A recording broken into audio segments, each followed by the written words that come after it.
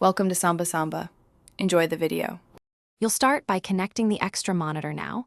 Plug HDMI or DisplayPort cables, or use a USB-C adapter if needed, because signal type matters for resolution and refresh rate.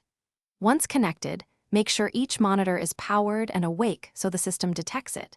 You should open display settings immediately and identify monitors by number. This prevents confusion when arranging them.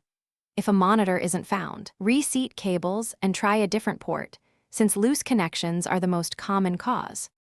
Next, you'll configure how the displays behave. Set each monitor's native resolution and refresh rate so windows render crisply and motion is smooth. Once done, drag the monitor icons to match your physical arrangement. This makes the cursor move naturally between screens.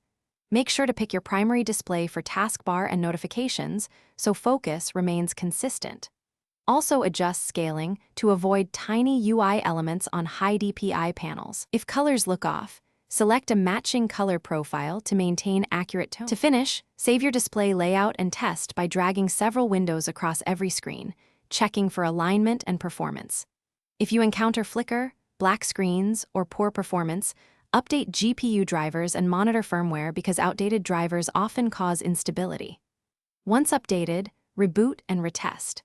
If problems persist, swap cables or try different ports to identify a faulty cable or connector. This isolates hardware from software faults and usually resolves the last stubborn issues quickly.